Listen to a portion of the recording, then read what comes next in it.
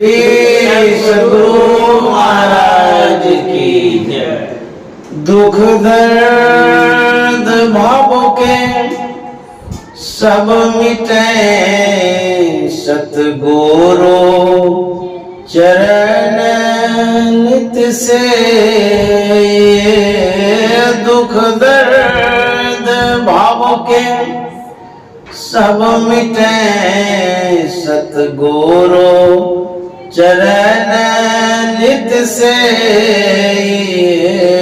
गुरु भक्ति बिन कछु ना बने, में ही सकल संतन कही। गुरु भक्ति बिन कछु ना बने। श्री सद्गुरु महाराज की जय। परमाराध्य सद्गुरु महाराज गुरुदेव महर्षि संत सेवी परमहंस जी महाराज इस कार्यक्रम के आयोजक श्रीमान सुमन बाबू और गुरु भक्तिन नीतू जी, उपस्थित सत्संग प्रेमी महान भाव माता एवं बहनों, हम लोग भागलपुर स्थित हवाई अड्डा के करीब सुमन बाबू के आवास पर सत्संग कर रहे हैं। आज बड़ा ही मंगलदायक दिन है, शुभ दिन है और महापुरुषों का जन्मदिन भी है। राष्ट्रपिता महात्मा गांधी का आज जन्मदिन है। विश्व में उनके जन्मदिन को मनाया करते हैं, उनको याद किया करते हैं। और आज का जो सत्संग सुमन बाबू ने रखा है, इसलिए रखा है कि आज बापू जी का जन्मदिन तो है ही, साथ ही सुमन बाबू का जन्मदिन 4 अक्टूबर को है। तो उसी की याद में उनके जन्मदिन को भी आज हम लोग मना रहे हैं।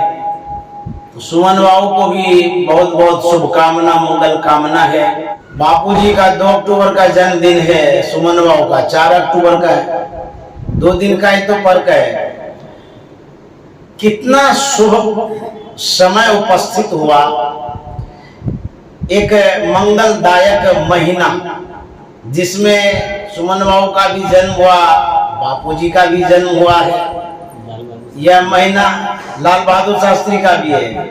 यह महीना धन्य है जिस महीने में ऐसे ऐसे महान व्यक्तित्व का प्रादुर्भाव हुआ है। तो बहुत बहुत साधुवाद, धन्यवाद। हम लोग सुमन बाबू के विचारों से अवगत हैं। इनके पिताजी जो सुबोध बाबू थे, बड़े ही अच्छे गृहस्थ थे, साधक थे, अच्छे सज्जन भी थे और कुछ दिनों तक महर्षि में आश्रम कोपा घाट में व्यवस्थापक पद को सुशोभित किए थे, जिस समय महर्षि संत सेवी परमहंस जी महाराज थे। इनके पिताजी कितने अच्छे सज्जन थे।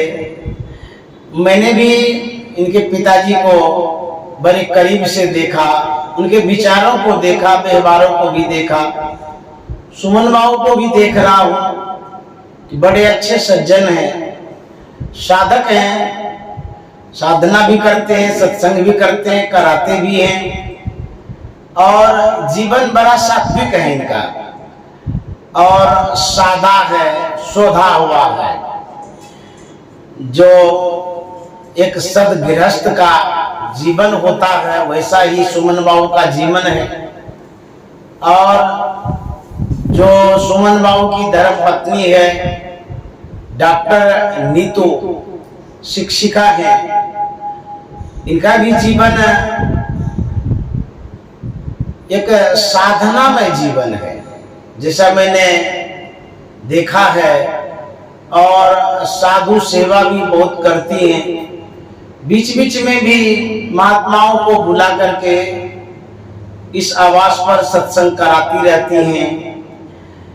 आवास को देख करके बड़ा सुकून लगता है यहाँ आकर के, लेकिन यहाँ रह तो नहीं सकते हैं क्योंकि घर तो मेरा है नहीं। लेकिन एक घर याद हो, घर याद हो में पुन याद, इतनी देर तक आ जाते हैं, उतने देर तक सुख शांति इस घर से प्राप्त कर लेते हैं। बड़ा सुंदर ढंग से सजाया भी गया है और साफ सुथरा तो है ही, कहना ही क्या है।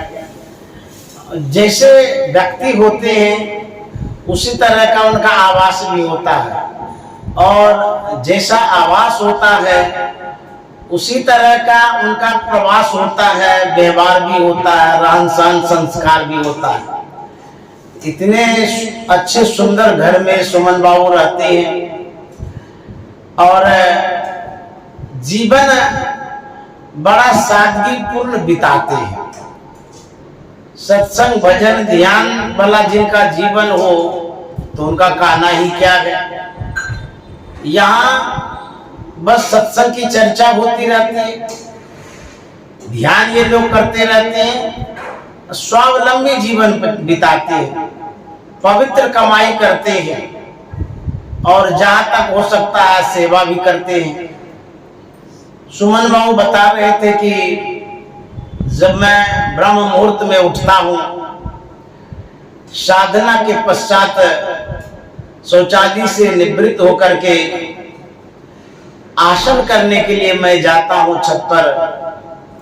उस समय जितनी देर तक योगासन में ये रहते हैं उतने समयों तक सत्संग से लाभ लेते हैं, भजन सुनते हैं, वेद मंत्र सुनते हैं, संतवाणी सुनते हैं, टीवी में लगा देते हैं, अपना सुनते रहते हैं, योगा भी करते हैं। अपने समयों को गंवाते नहीं है, समयों का सदुपयोग करते हैं। एक साथ कई काम कर लेना यह बुद्धिमत्ता की पहचान है, विशेष समझदारी की बात है। तो इस तरह से इनका जीवन है सुमन बाबू का, और ये दीर्घायु हो, स्वस्थ रहे, सबल रहे और इनका जीवन सत्यम शिवम सुंदरम बना रहे, यह मंगल कामना शुभकामना करते हैं सुमन बाबू के लिए, इनके परिवार के लिए। और इनका जीवन जैसा रहा है वैसा अभी हम लोग देख भी रहे हैं। जो जिस प्रवृत्ति के व्यक्ति होते हैं, जिस विचार के होते हैं, जिस संस्कार के होते हैं, वैसा ही आचरण करके दिखाते हैं। सुमन बाबू जो अभी दिखा रहे हैं इनके अंदर में ऐसा संस्कार है, इसीलिए दिखा रहे हैं। यदि ऐसा संस्कार नहीं होता तो लोग अनावश्यक खर्च करते हैं, पार्टी करते हैं, प्रोग्राम करते हैं, पैसों को पानी की तरह बहाते हैं। यही कोई और होते तो होटल में जाते, मित्रों को बुलाते, सगे संबंधियों को बुलाते, लाखों रुपया खर्चा कर देते, खा तो लेते, मनोरंजन हो जाता, लेकिन ज्ञान की चर्चा नहीं होती। वहां ज्ञान नाम की कोई चीज ही नहीं होती। सुमन बाबू ने जो सत्संग का आयोजन किया इसमें ज्ञान की चर्चा हो रही है, अपने भी लाभ उठा रहे हैं, अपनों को भी उस लाभ में सम्मिलित कर रहे हैं, पड़ोसी को भी सत्संग से लाभान्वित कर रहे हैं। यह सुमन बाबू की विशेषता है। तो ऐसा संस्कार इनका है। माता पिता का जो संस्कार होता है वह बच्चों पर पड़ता है। आज हम लोग जो बापूजी को याद कर रहे हैं, 2 अक्टूबर 1869 ईस्वी को बापूजी का जन्म हुआ था गुजरात में। और उनके जीवन को जब हम पढ़ते हैं तो पता चलता है कि उनका जीवन कितना रहस्यमय रहा है। सात्विक रहा है। एक घटना जो मेरे स्मरण में है, जो मैंने सुना है, आपके सामने रख देता हूं। यह अभिभावकों के लिए याद करने वाली घटना है, सीखने वाली घटना है, बच्चों को शिक्षा देने वाली घटना है, इसीलिए ध्यान से सुनिए। जब बापूजी छोटे थे तो बड़े कुशाग्र बुद्धि के थे। एक दिन की बात है, बापूजी ने देखा कि उनकी माँ जो पुतली बाई थी, वो भोजन नहीं कर रही है। पूर्वाह्न काल बीत गया, अपराह्न काल आने वाला है। बापूजी पूछ बैठे कि माँ, आज तुम भोजन क्यों नहीं करती हो? बहुत देर हो गई, सब काम संपादित कर ली है, फिर भी भोजन तुम अभी तक नहीं किए, क्या कारण है? पुतली बाई ने कहा कि बेटा, मेरा एक व्रत है। बोले कौन सा व्रत है? तो उसकी माँ ने कहा कि मैंने व्रत रखा है कि जब तक कोयल की कूक नहीं सुन लूं तब तक भोजन नहीं करूंगी। आज संयोग से कोयल की आवाज सुनाई नहीं दिया, इसीलिए मैंने अभी तक भोजन नहीं किया है। तो बापूजी ने कहा, तो जब कोयल नहीं बोलेगी या आवाज नहीं आप सुनेंगी, तो क्या तब तक भोजन नहीं करेंगे? बोले हाँ, मैंने व्रत ले रखा है, एकदम नहीं करेंगे। बापूजी को बड़ा आश्चर्य लगा, इतनी देर से भूखी है, पता नहीं आज कोयल कहाँ चली गई, वो आ क्यों नहीं रही है, कुक क्यों नहीं रही है। होते होते अपराह्न बेला प्रारंभ हो गया है। बापूजी चटपट कर रहे हैं, सब कोई खा लिए, माँ खाई नहीं है। फिर कहते हैं माँ भोजन करो ना, बहुत समय हो गया। बोले बेटा, मैंने कहा ना कि जब तक कोयल की आवाज नहीं सुनेंगे तब तक भोजन नहीं करेंगे। बापूजी को सूझा, वो क्या करते हैं कि घर के पिछवाड़े में चले जाते हैं, पिछवाड़े में जाकर के छिप करके कोयल की आवाज नकल करके वो कूकते हैं, बोलते हैं जोर जोर से ताकि माँ सुन ले।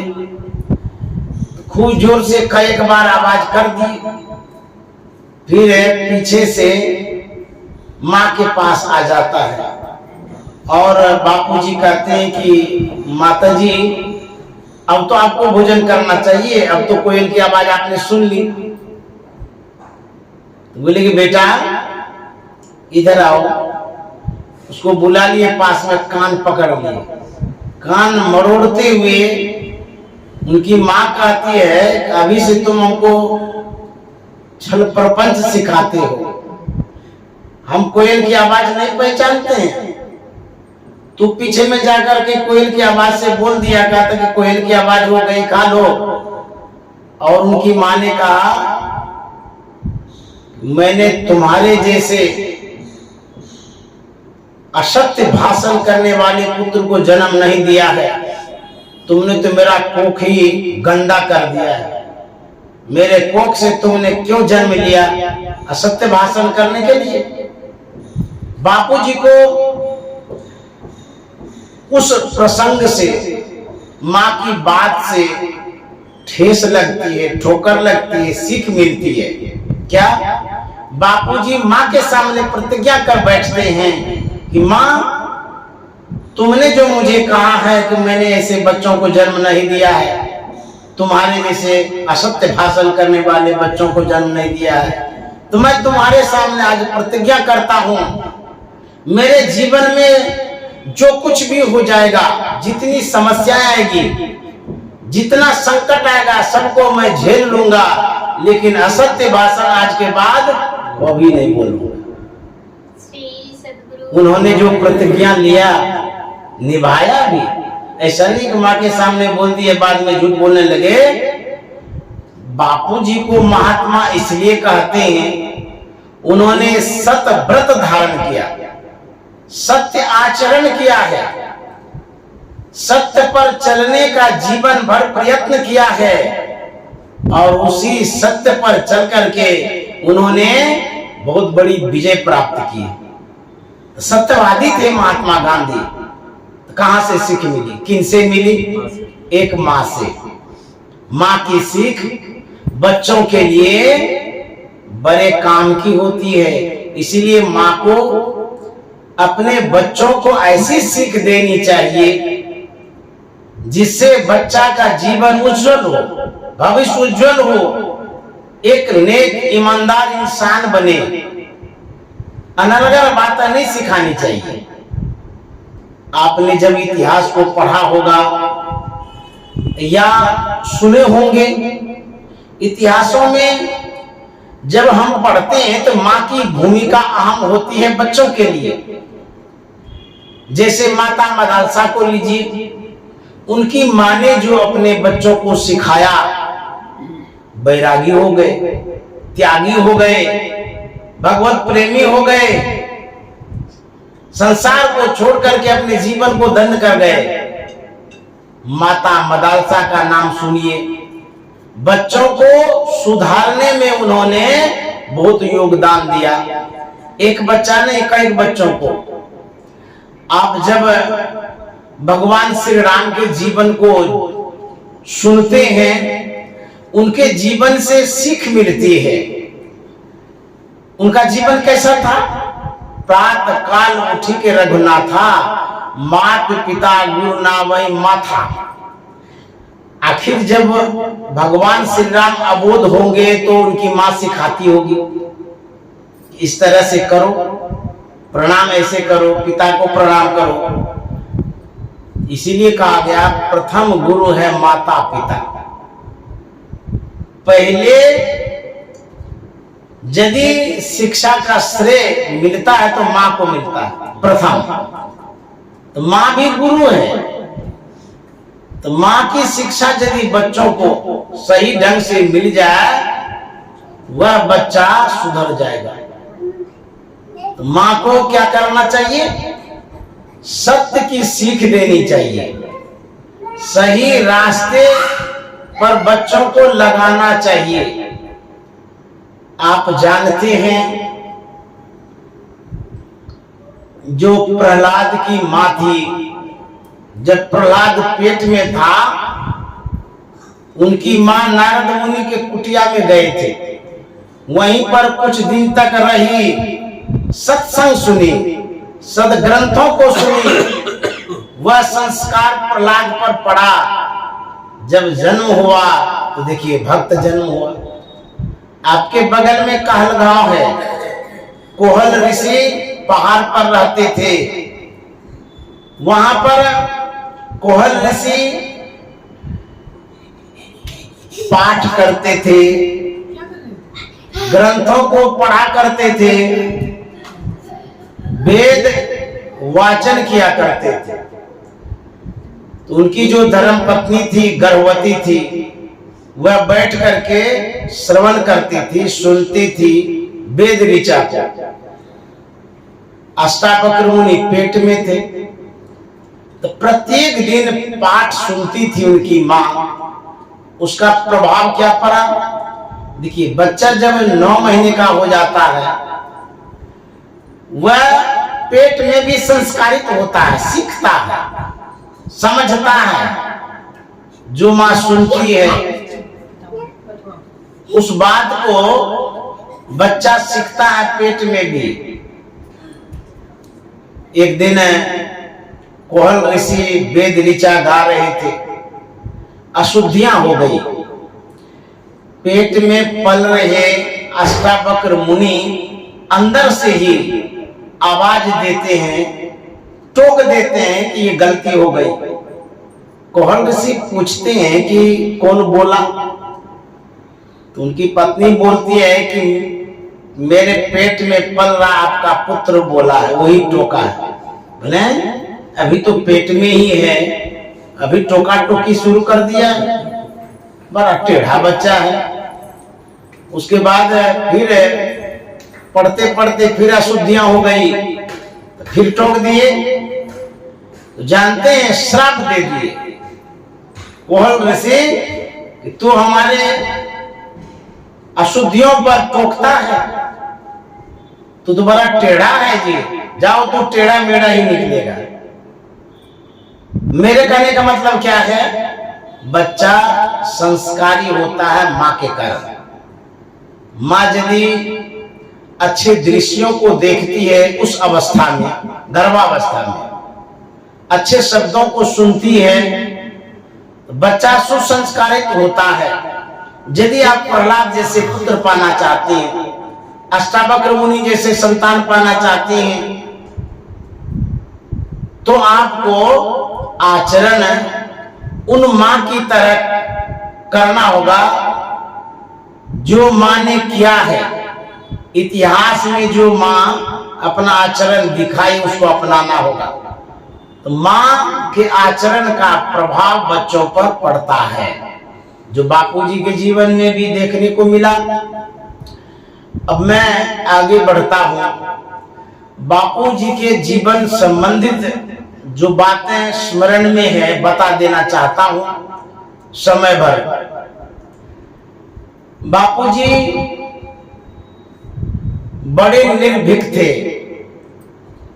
निडर थे और ईश्वर में विश्वास रखते थे। बराबर प्रार्थना भी किया करते थे। उनका जीवन राजनीतिक दृष्टि से देखेंगे तो अहम भूमिका रही है राजनीति में। यदि आप उनके आध्यात्मिक जीवन को ढूंढेंगे तो उनका आध्यात्मिक जीवन इतना सुदृढ़ था, मजबूत था। आध्यात्मिकता में वो इतने प्रबल थे कि आज उनको हम महात्मा के पद से विभूषित कर रहे हैं आध्यात्मिकता के कारण। और उसमें जो आध्यात्मिकता कूट कूट कर भरी पड़ी थी, इसी कारण से उनमें आत्मबल भी था। इसलिए भी वो डरते नहीं थे किसी से। एक बार चंपारण में आंदोलन हो रहा था, ये बिहार में ही। बापूजी उसके अगवा थे। उनके साथ साथ बहुत सारे आंदोलनकारी थे, सहयोगी थे, मदद करने वाले थे। तो बापूजी शिविर में पहुंच गए और लोग भी पहुंच गए। शाम के समय बापूजी प्रार्थना करते थे। सबके सब वहां पर पंक्तिबद्ध खड़े हो गए प्रार्थना के लिए। बापूजी बड़े मेधावी पुरुष थे, पारखी थे। उन्होंने नजर दौड़ा करके देखा कि प्रार्थना सभा में कौन सब खड़े हैं। जो व्यक्ति साथ चल रहे थे उसमें से एक व्यक्ति को नहीं देखे। तो बापूजी पूछ दिए कि फलाने व्यक्ति को नहीं देखता हूं। तो उनके साथी ने कहा कि वो पीछे में ही धीरे धीरे आ रहे थे और रास्ते में ही वो कहीं अटक पड़े हैं। तो महात्मा गांधी ने सबों से कहा कि अभी प्रार्थना हम लोग नहीं करेंगे, अभी रुक जाइए। हाथ में लालटेन लिए और उन व्यक्तियों को ढूंढने के लिए निकले जो व्यक्ति प्रार्थना सभा में पहुंच नहीं पाए थे। उनके साथ और भी लोग चल पड़े।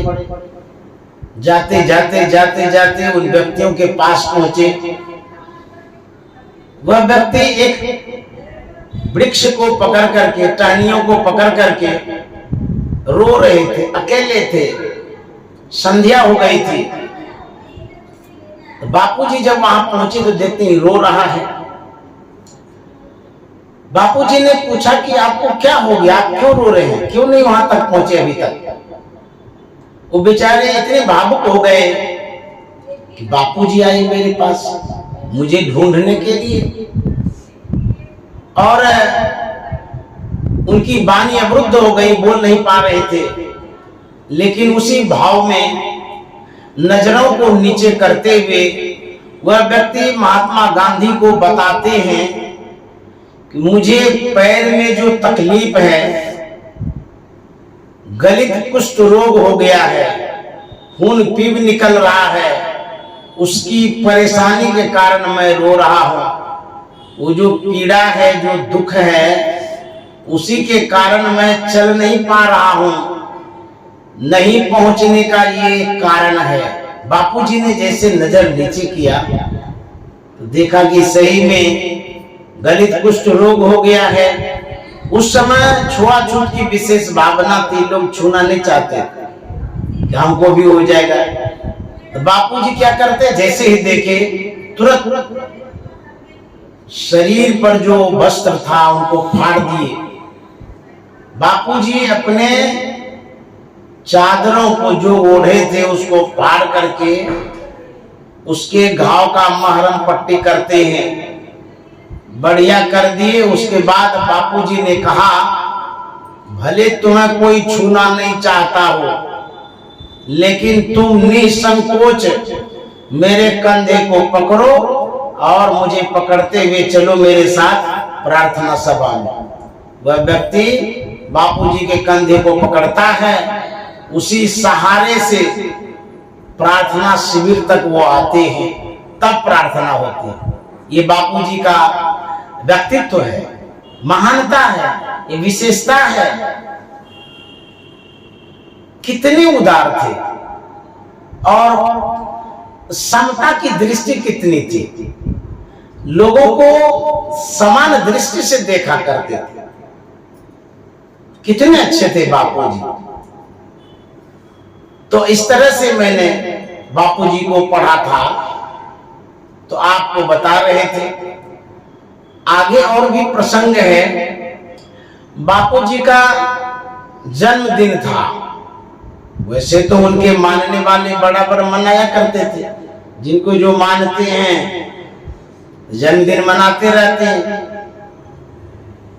उस बार बापूजी ने ऐलान कर दिया था, अब की बार जो मेरे जन्मदिन को मनाने के लिए आएंगे, इस जन्मदिन पर हम किसी एक व्यक्ति से गिफ्ट लेंगे। उसी व्यक्ति का गिफ्ट लेंगे जिनका सबसे विशेष गिफ्ट हो, सबसे बेशकीमती हो। तो बापूजी को बड़े बड़े आदमी भी मानते थे, पैसे वाले भी मानते थे। जो बड़े आदमी थे, पैसे वाले थे, उनके मन में हुआ बापूजी कभी तो मांगते नहीं थे, इस बार मांगे हैं तो बहुत कीमत का सामान लेकर के भेंट करेंगे। तो समय आया, जहां पर आयोजन हो रहा था उस स्थल पर सबके सब आ गए, अपने हाथ में गिफ्ट लेकर के, भेंट लेकर के। जो जिस स्तर के व्यक्ति थे वैसा गिफ्ट लाया था। भीड़ बड़ी लगी थी, लोग सोच रहे थे कि पहली बार मांगे हैं, आखिर बात क्या है, देखने भी चले। जब बापूजी मंच पर आए तो निहारने लगे, दूर दूर तक देखने लगे कौन कौन आए हैं, क्या लेके आए हैं। तो देखे कि सबके सब बेशकीमती सौगात लाए हैं। बापूजी घूमने लगे कि जिसका बेशकीमती होगा उसी का लेंगे। प्रथम जिस व्यक्ति के पास पहुंचे, बापूजी ने पूछा कि ये जो गिफ्ट आप लाए हैं मेरे लिए, इस गिफ्ट के अतिरिक्त भी आपके पास कुछ है? बोले बापूजी हम तो बड़े अमीर आदमी हैं, बहुत कुछ है। उसका गिफ्ट छोड़ दिए, दूसरे के पास गए, उनसे पूछते हैं कि इसके अलावा भी आपके पास गिफ्ट है? बोले हाँ बहुत है, हम तो बहुत अमीर आदमी हैं। उनका भी छोड़ दिए। घूमते घामते उस सभा के किनारे में एक साधारण व्यक्ति खड़ा था। गरीब था, निर्धन था और सहमे सहमे खड़ा था, क्योंकि जहां अमीरों की सभा लगी हो, कोई गरीब वहां पहुंचे दुबके ही तो रहेंगे।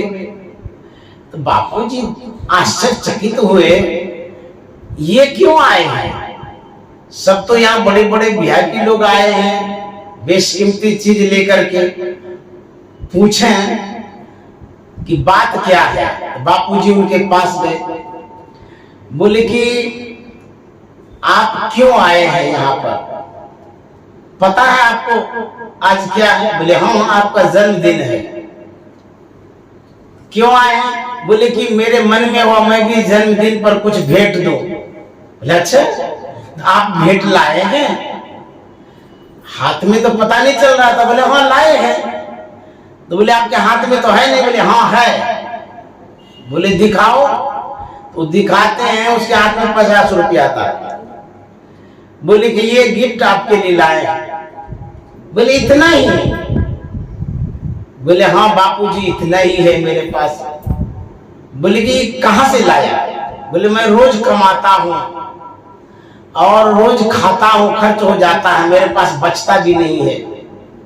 मेरे मन में हुआ बापूजी का जन्मदिन है, खुशी का समय है, वो मांगे भी हैं, तो चलो कोई बात नहीं, और लोग तो अपने ढंग से देंगे, मेरे पास जो 50 रुपया यही दे देंगे। तो बोले इसके अतिरिक्त? बोले कुछ भी नहीं मेरे पास। उसका हाथ पकड़ लिए, मंच पर ले आए और सबों को दिखाते हुए कहते हैं सबसे बेशकीमती गिफ्ट इन्होंने दिया है, इनका मैंने स्वीकार कर लिया है, आप सब अपना गिफ्ट घर ले जाइए। सब लोग सोचने लगे तो साधारण आदमी है, इसने क्या दिया है बापूजी को? हम लोग तो कितना हजार का गिफ्ट लाए।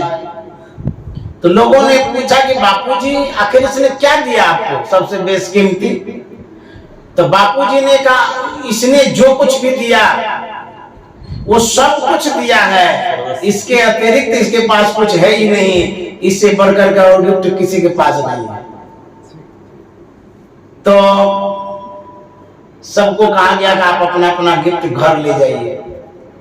सब सोचने लगे घर ले जाएंगे तो लोग क्या कहेंगे? घर वाले सब कहेंगे ले गए थे बापूजी को देने के लिए, वो भी स्वीकार नहीं किए, लौटा के ले आए हैं, क्या मुंह दिखाएंगे? तो सबों ने कहने लगा कि नहीं नहीं हमारा भी ले लीजिए। उनका तो ले ही लिए हैं, अब कहाँ ले जाएंगे, ये भी ले लीजिए आप। बापूजी ने कहा कि मैंने कहा था किसी एक का लूंगा, मैंने एक का ले लिया है, अब किसी का नहीं लूंगा, इसीलिए सब अपने अपने घर ले जाइए। सब गिड़गिड़ाने लगे कि कहाँ ले जाएंगे? नहीं नहीं ले लीजिए। बापूजी ने कहा कि एकदम नहीं लेंगे, हमने एक का ले लिया है, मैंने कहा भी था एक किसी का लेंगे तो ले लिया, अब आप लोग ले जाइए, हम नहीं लेंगे। सब अनुनय विनय करने लगे, नहीं ले लीजिए ले लीजिए। तो बापूजी ने कहा यदि आप देना ही चाहते हैं, मुझे नहीं इसी व्यक्ति को दे दीजिए जिसका मैंने गिफ्ट स्वीकार किया है। अब क्या करते? सब के सब जितने लोग आए थे सबों ने उसी को गिफ्ट दिया। उसने दिया तो था 50 रुपया, समर्पण किया, सर्वस्व समर्पण दिया था 50 रुपया, लेकिन सबका गिफ्ट जब जमा हुआ उसके पास उस दिन 50,000 हो गया। सब कुछ समर्पण कर गुरु की सेवा करनी चाहिए। जब संपूर्ण समर्पण करते हैं उस समर्पण में आपको सब कुछ मिल जाता है। तो बापूजी ने वह स्वीकार किया और उस व्यक्ति ने जो दिया सर्वस्व दिया तो उसके पास सब कुछ आ गया। तो बापूजी इस तरह से जन्मदिन मनाते थे, उनके जन्मदिन की एक कहानी थी। अब मैं आगे चलता हूं, समय का कितना वो महत्व देते थे ये बतलाने जा रहे हैं। एक बार एक प्रोफेसर ने बापूजी से कहा कि मैं आपसे कुछ बात करना चाहता हूं। बापूजी ने कहा कि आज तो नहीं, कल 8 बजे आइए। ठीक 8 बजे मैं आपसे बात कर लूंगा। प्रोफेसर चले गए। भारत के लोग अधिकतर समय का महत्व नहीं देते। बहुत लोग देते हैं, लेकिन बहुतों में बहुत ऐसे हैं जो वैल्यू नहीं देते हैं, महत्व नहीं देते हैं, समय को काटते हैं, गंवाते हैं, बर्बाद करते हैं। तो प्रोफेसर के मन में हुआ कि 8 बजे का टाइम दिए हैं तो थोड़ा देर में जाएंगे, तो 10 मिनट लेट कर गए। 8 बजते ही जब देखा कि प्रोफेसर साहब नहीं आए हैं तो बापूजी दूसरे से बातचीत करने लगे। 10 मिनट देर से जब प्रोफेसर साहब आए तो बापूजी ने कहा कि आप 10 मिनट देर से आए हैं, आज तो नहीं, अब कल 8 बजे आइएगा तब बात करेंगे। खिन्न हो गए प्रोफेसर साहब, हमको बुलाए और लौटा दिए, चले गए वो। अब प्रोफेसर साहब को इस बात को मन में हो रहा था कि यदि आज 1 मिनट लेट करेंगे फिर गड़बड़ होगा, तो पहले ही वहां उपस्थित हो गए। तो ठीक 8 बजे बातें प्रारंभ हो गई। उस सिलसिले में बापूजी ने प्रोफेसर साहब से एक बात यह भी कह दिया था कि यदि भारत के शिक्षक लोग 10 मिनट देर से पढ़ाई में आएंगे, पढ़ाने में देर करेंगे, तो भारत की शिक्षा जो है 10 साल पीछे हो जाएगी। ये बापूजी ने कहा। देखिए 10 मिनट का कितना महत्व है, बापूजी सिखा रहे हैं। आपके जैसे प्रोफेसर यदि 10 मिनट देर करेंगे तो भारत की शिक्षा तो 10 साल पीछे चली जाएगी। मैं किसी सज्जन से बातचीत कर रहा था तो बोल रहे थे कि आजकल के जो शिक्षक लोग होते हैं वो प्रायः देर से तो आते ही हैं, लेकिन पढ़ाने में अपने मन को नहीं लगाते, समय काटते हैं। आप अपने ही बच्चों के साथ धोखाधड़ी कर रहे हैं। सरकार को क्या है, उनका पैसा आता है आपके पास, आप लेते ही है। आप ही का तो बच्चा है, पढ़ाइएगा नहीं पढ़ाइएगा, आपके समाज का जो बच्चा हो पीछे आएगा, उसका जीवन बेकार हो जाएगा। तो धोखा किनको दे रहे हैं, अपने आप को। तो इस तरह से बापूजी ने यह सीख दिया कि सभी व्यक्ति को समय का महत्व देना चाहिए, समय पर सब काम करना चाहिए। जो समय का महत्व नहीं देते हैं उसके जीवन में सुंदरता नहीं आती है। सूर्य को हम भगवान कहते हैं, क्यों? इसलिए कि वो समय पर उगता है, डूबता है। यदि सूर्य सोचे कि थोड़ा सो लेते हैं उसके बाद डूबेंगे, उसको भगवान कहिएगा? नहीं कहिएगा। ठीक समय पर उगता डूबता है, इसीलिए उसको भगवान हम कहते हैं। हम आप भी यदि समय का महत्व देंगे, हम भी सूर्य की तरह चमकने लगेंगे। हमारे बापूजी समय का महत्व देते थे। सुने हैं कि उनके कमर में घड़ी बंधी रहती थी, बड़ी वाली घड़ी, देखते रहते थे वो। समय पर उठना, समय पर सब काम करना, ये बापूजी के जीवन से सीखने को मिलता है। उनके दिनचर्या उपदेश को जब पढ़ें तो पता चला कि समय का कितना वो महत्व देते हैं। एक बार जो आश्रम में भोजनालय की व्यवस्था थी उसमें घंटी बजती थी। बापूजी को आने में थोड़ी देर हो गई, सबके सब चले गए थे खाने के लिए। जैसे गेट पर गए तो देखते हैं कि सब चले गए हैं, तो बापूजी रुक गए। जो दरबान था बापूजी को रोक नहीं रहे हैं, लेकिन बापूजी स्वयं रुक गए। वो गए नहीं खाने के लिए। दरबान ने कहा कि आप चले जाइए। बोले नहीं, आज मुझे ये सजा मिलेगी कि मैंने देर क्यों की। देर की इसलिए आज भोजन ही नहीं करेंगे, नहीं है किए भोजन। अपने से अपनों को बांध करके रखना कितनी टेढ़ी खीर है। बापूजी का आश्रम था, चले जाते तो कौन क्या रोकते, लेकिन नहीं, उन्होंने आदर्श दिया, सिखाया। मैं यदि इस कानून को, विधान को, नियम को तोड़ दूंगा, फिर आश्रमवासी भी तोड़ देंगे। वहां घंटी बजती थी। इस तरह से बापूजी समय का महत्व दिया करते थे।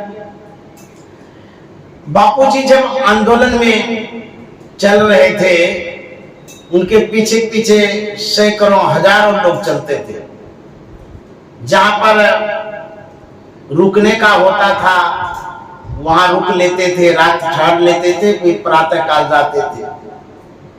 बापूजी का जो सोने का समय है वह बहुत महत्वपूर्ण था। 8-9 बजे के लगभग वो सोते थे, फिर ब्रह्म मुहूर्त में उठ जाते थे। ये नियम था उनका।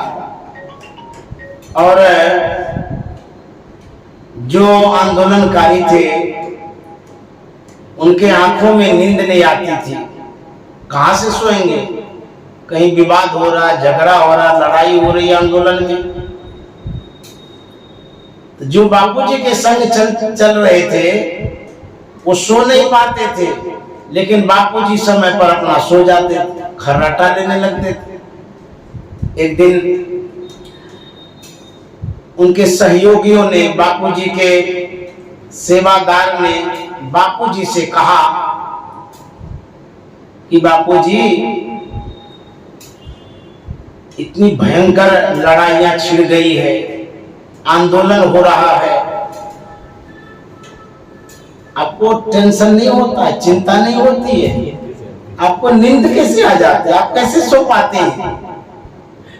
तो बापूजी ने क्या जवाब दिया था?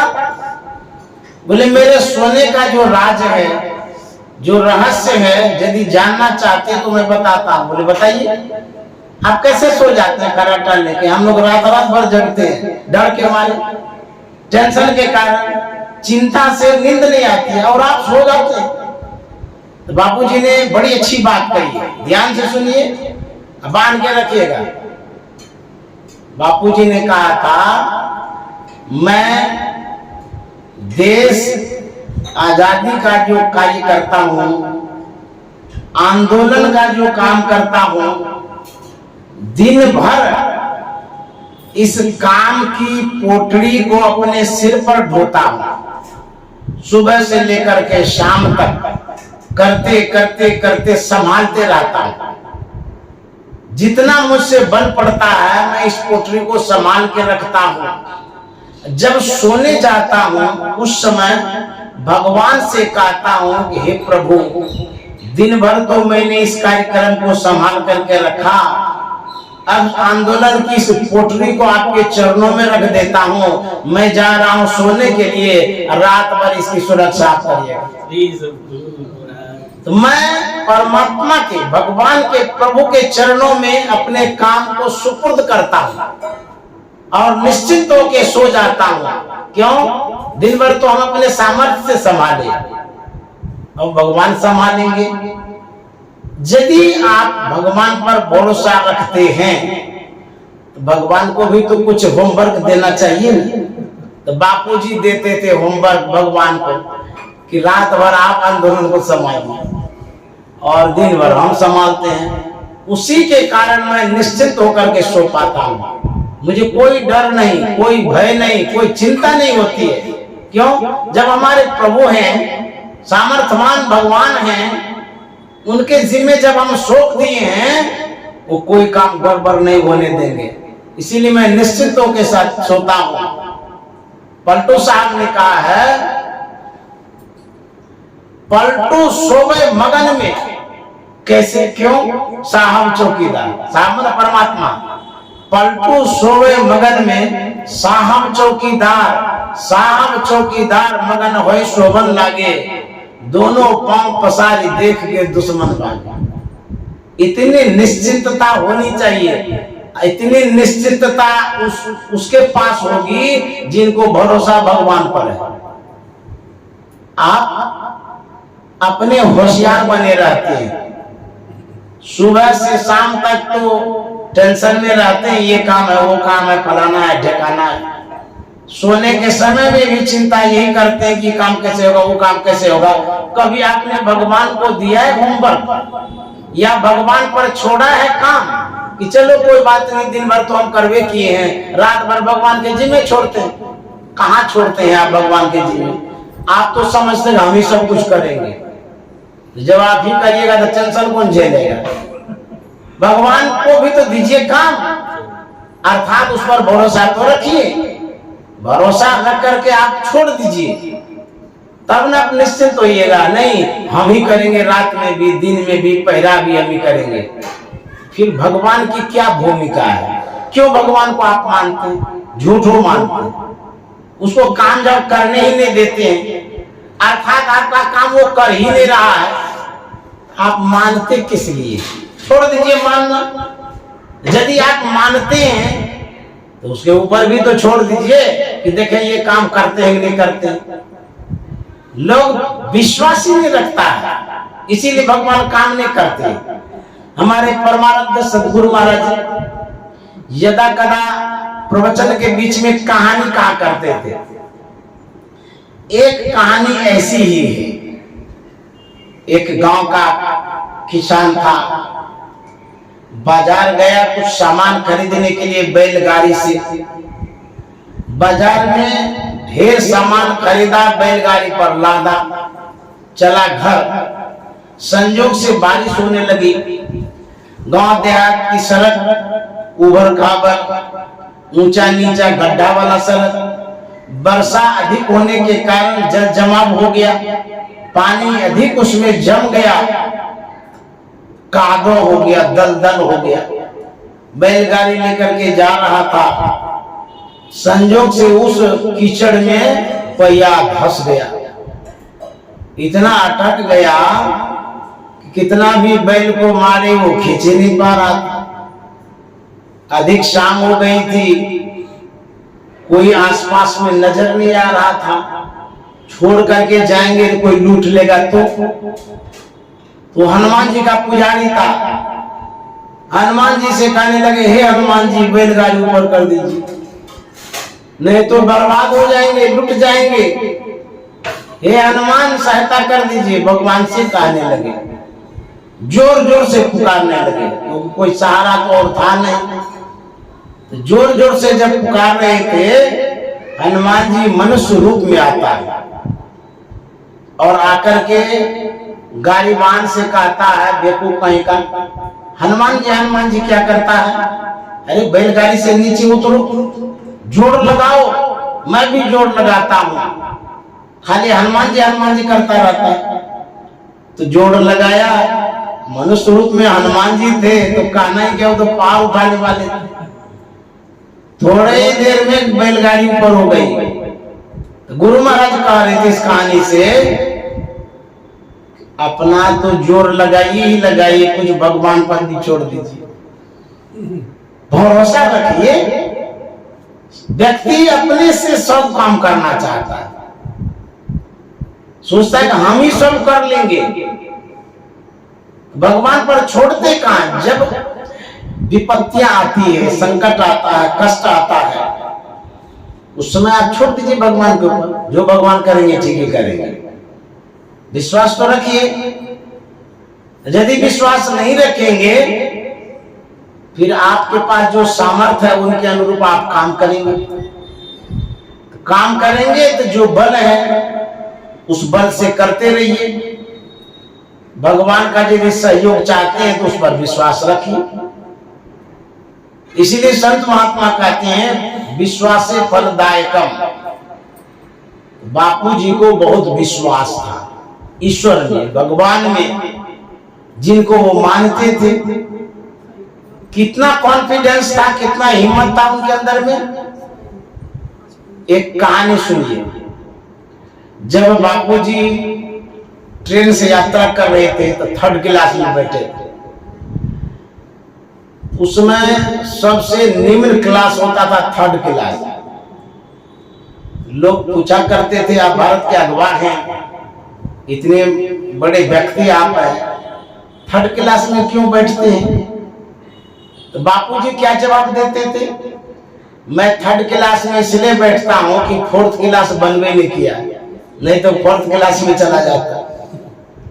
एक ही टाइम में तो पहुंचाएगा ट्रेन। 1 में बैठो, 2 में बैठो, 3rd में बैठो, क्या फर्क पड़ता है? थर्ड क्लास से चलते थे। तो जिस डिब्बे में बापूजी बैठे थे अंग्रेज भी था। बापूजी जब चलते थे तो गठरी पुठरी लेके चलते थे, अपने सीट पर रखे हुए थे। बापूजी को पेशाब का तलब लगा, वो बाथरूम गए। जो अंग्रेज था वो जान गए कि ये इंडियन है। अब बापूजी को जानते थे सब कोई। अंग्रेज को इतना जलन हुआ कि बापूजी की गठरी पोटी को उठा करके फेंक दिए चलते ट्रेन से। अब देखिए तो न झगड़ा न विवाद, फिर भी कितना दुष्ट होता है। फेंक दिए गठरी पोटरी को। बापूजी जब आए तो देखते सामान आए नहीं। पूछते हैं लोगों से कि गठरी पोटरी क्या हो गया, कहाँ है मेरा सामान? लोगों ने कहा कि ये अंग्रेज है ना, यही फेंक दिया है। बापूजी कुछ नहीं कहे, उनको बैठ गए चुपचाप सीट पर बैठे रहे। समय आया उस अंग्रेज को भी पेशाब लगा, वो भी गए बाथरूम। तो जब तक वो बाथरूम में थे तब तक में बापूजी उसका बेडिंग, जो बेड था, बिछावन सब उठाए चलती ट्रेन में फेंक दिए। कोई डर नहीं, कोई भय नहीं, जैसा उसने किया वैसा इसने किया। जब अंग्रेज आए तो खोजने लगे, तो पूछने लगे बापूजी से कि मेरा बेडिंग कहाँ है? तो बापूजी क्या जवाब देते हैं? आपका बेडिंग मेरे गठरी पोटरी को खोजने गया है। कुछ भी जवाब दिए, चुपचाप वो भी बैठ गए। इतना कॉन्फिडेंस, इतना हिम्मत कहां से आता है? आता है परमात्मा पर समर्पण से, भरोसा रखने से। ईश्वर में विश्वास जब रखेंगे तब आपका आत्मबल बढ़ेगा, कॉन्फिडेंस बढ़ेगा। विकट से विकट परिस्थितियों में भी आप घबराएंगे नहीं, बड़े से बड़े कदम को आसानी से पार कर जाएंगे। प्रार्थना में शक्ति है, इसीलिए प्रार्थना करनी चाहिए। बापूजी करते थे। इस तरह से बापूजी के जीवन को हम लोग जानते हैं। और आज उनके जन्मदिन पर हम लोग उनकी पवित्र घटनाओं को सुन करके सीख ले रहे हैं। जब किसी को स्मरण करते हैं उनकी सेवा होती है। स्मरण करने से उनका गुण, चरित्र, विचारधारा हमारे मन मस्तिष्क पर छाप छोड़ता है। जैसे मान लीजिए आप आम का अचार खाए होंगे, अभी तो नहीं खाए हैं, खाए होंगे कभी। यदि आम के अचार को याद करेंगे या उनकी विशेषता को सुनेंगे, स्वभावतः आपके मुंह में पानी आ जाएगा। क्यों? आम का जो अचार है उसमें गुण खट्टा का है। उनको जो आप याद किए वो रूप है जिसको आप याद कर रहे हैं, उस रूप में जो गुण है वह गुण आपको प्रभाव डालता है। ठीक उसी तरह से जिनके जीवन को आप सुनते हैं या जिनके चरित्र को देखते हैं, उनके चरित्र में जो गुण है वह आप पर प्रभाव डालता है, प्रभावित करता है।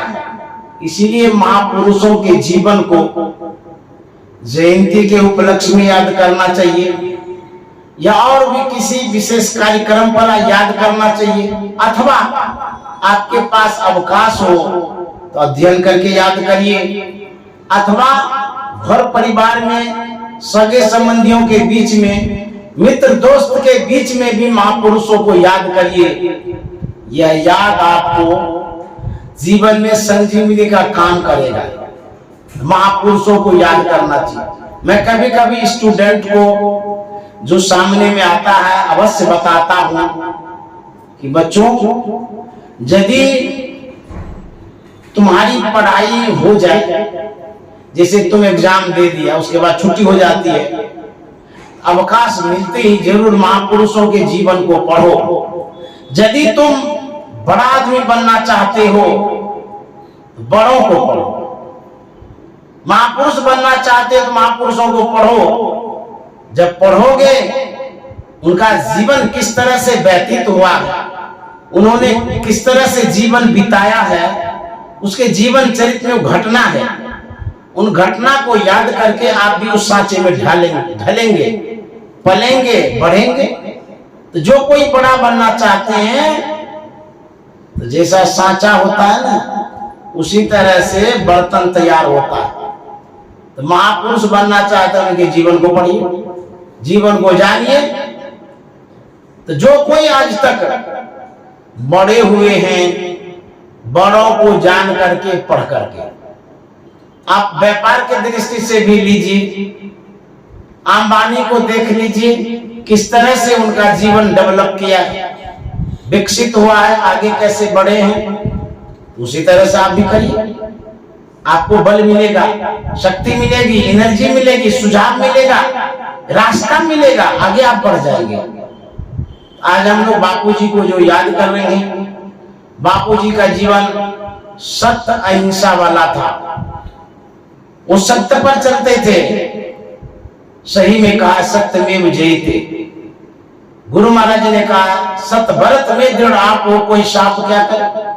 यदि आप में सत्यता है तो सत्ता आपके हाथ में होगी, कोई डिगा नहीं सकता है। सत्य परेशान होता है, पराजित कभी नहीं होता है। इसीलिए सत्य को जीवन में ढालिए, सत्य पर चलेंगे, आपकी विजय होगी। एक लघु कथा है, सत्य पर चलने से क्या होता है। एक चोर था, शहर में चोरी करके भाग रहा था, पुलिस की नजर पड़ी, पीछे पुलिस जा रही थी पकड़ने के लिए। चोर भाग रहा था, शहर से सुदूर चला गया, भागते भागते भागते एक कुटिया नजर में आई। सोचा कि यहाँ छिप जाएंगे, गया, वहां पर एक महात्मा जी था। महात्मा से चोर ने कहा कि मेरे पीछे पुलिस पड़ी है, मुझे छिपा लीजिए, बचा लीजिए, नहीं तो पुलिस पकड़ लेगी तो जेल कर देगी। तो महात्मा ने कहा कि मेरे पास 2 कुटिया है। कुटिया मैंने झोपड़ी, फूस की झोपड़ी को कुटिया कहते हैं। बोले एक तो यही है, खुली है, इसमें तो कोई दरवाजा भी नहीं है, इसमें रहिएगा तो पुलिस पकड़िए लेगी। दूसरी कुटिया है बगल में जो है, उसमें रुई भरी हुई है, यदि आप घुस सकते हैं तो घुस जाइए, तो बच जाइए। समय था नहीं, इन के प्रकार रुई के घर में घुसता है, दम साध के रहता है, तब तक में पुलिस आ जाती है। पुलिस महात्मा से पूछती है कि इधर चोर आया है। महात्मा तो सत्यवादी थे, वो झूठ कैसे बोलेंगे।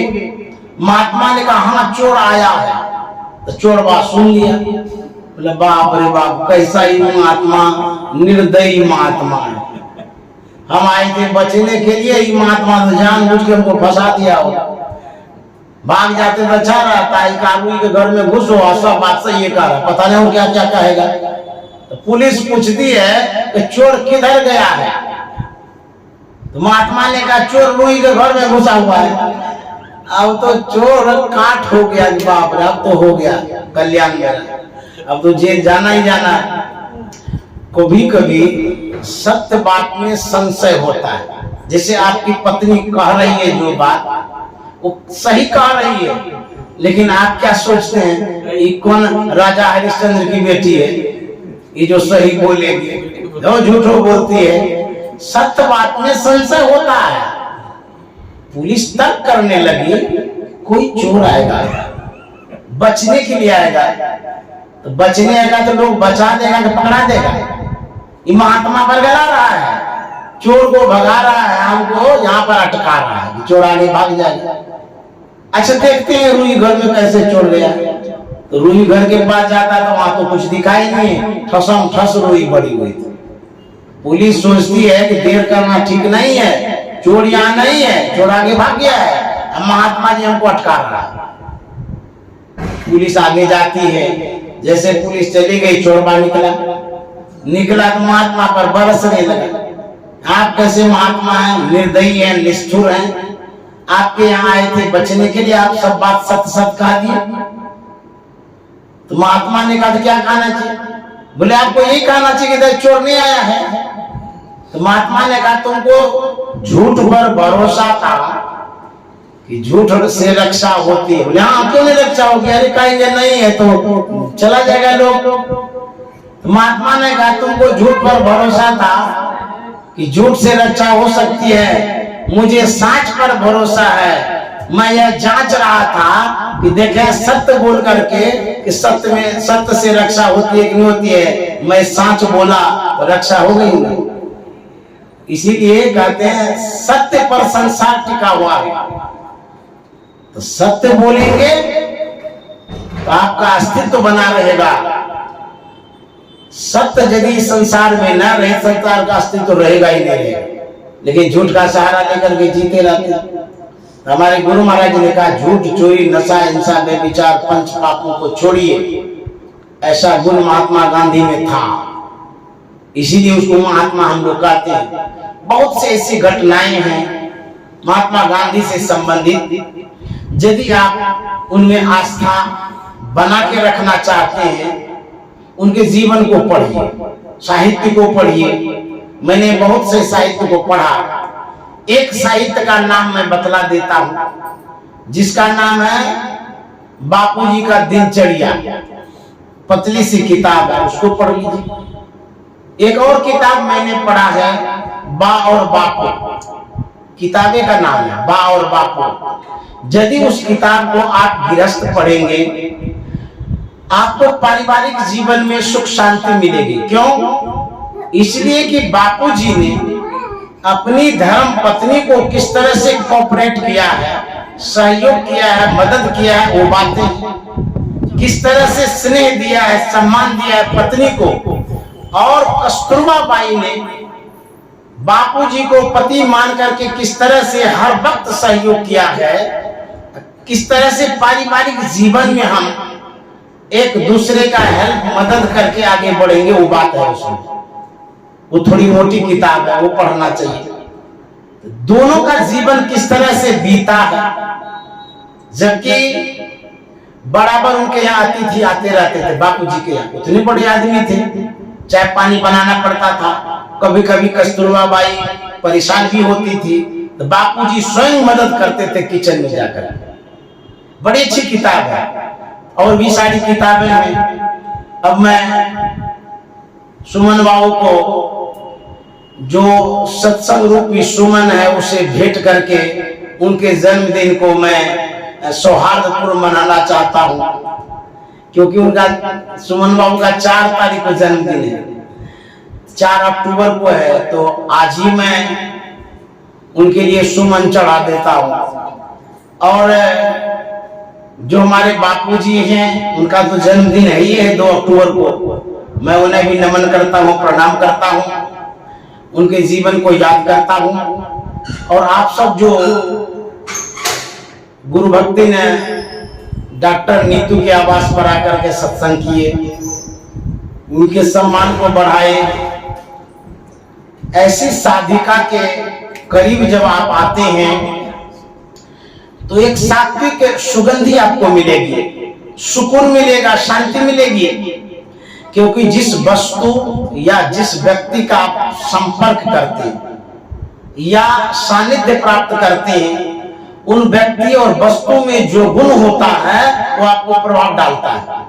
जैसे यहाँ एसी चल रहा है, आप यहाँ आए तब ना ठंडा लग रहा है। यदि गरीब के घर में जाते जहां पर न बिजली है न बत्ती है, कुछ भी नहीं, पंखा भी नहीं है, तभी तक में कितना पसीना छूट गया रहता। तो बड़े आदमी का संग किए तो ठंडा में बैठे, अच्छे आदमी का संग किए तो सत्संग सुन रहे हैं। गलत आदमी के पास जाते तो गाली गलौज कितना सुन रहे रहते अभी तक, वो तो धो दिया रहता आपको, अनावश्यक बातों से आपको परेशान कर दिया रहता। लेकिन अच्छे आदमी के पास आए हैं, अच्छी बात सुन रहे। उसी तरह से हमारे सुमन बाबू गुरु भक्ति नीतू जी जो हैं, ये साधक साधिका है, सत्संगी हैं। बहुत छोटे से मैं जानता हूं, जब ये पढ़ रही थी कॉलेज में, उपा घाट जाती रहती थी, महर्षि संत सेवी जी महाराज से मिलती थी, उन दिनों से मैं इनको जानता हूं, इनके विचारों को जानता हूं, व्यवहारों को जानता हूं, और इनका जीवन बड़ा सात्विक है। यदि इनके आवास पर आप सत्संग के निमित्त या ऐसे ही कुछ चर्चा के निमित्त आते हैं, आप खाली हाथ नहीं जाएंगे, कुछ न कुछ आपके खोचे में जरूर ये डाल देंगे। पैसा नहीं, फल भी नहीं डालेगी, लेकिन अच्छे विचारों को डाल देगी, क्योंकि इनके अंदर में अच्छा विचार है। तो आप आइएगा तो खोचा खाली नहीं जाएगा। तो जरूर आया करिए, इस घर में आवास में लाभ उठाया करिए। आप लोगों को भी बहुत बहुत साधुवाद, धन्यवाद है, आप लोग आए सत्संग करने के लिए। मैं भी यदा कदा आ जाता हूँ, मुझे बड़ी खुशी मिलती है यहाँ आकर के, क्योंकि सज्जनों का संग है। तो सज्जनों के संग में किसको अच्छा नहीं लगेगा। तो यह घर सत्संगियों का है। आप लोग यह न सोचें कि यहाँ किसी भगवान की प्रतिमा ही नहीं है, यहाँ सब भगवान की प्रतिमा है, बल्कि वो दिखते नहीं है। क्यों? वैसी दृष्टि हम उन्मेष करेंगे तब देखेंगे कहाँ कहाँ प्रतिमा लगी है। ज्ञान के रूप में सब जगह प्रतिमा है, सब जगह मूर्ति है। जब सत्संग बराबर सुनेंगे तब आपको दिखने लगेगा कि यहाँ फोटो लगा हुआ है। तो इस तरह से आप लोग भी सहयोग करते रहिए, सत्संग करते रहिए। मैं इन्हीं शब्दों के साथ वाणी में विराम देता हूँ और सबों को साधुवाद देता हूँ। सुख शांति से रहें, सब कोई सत्संग भजन करते रहें। श्री सद्गुरु महाराज की जय।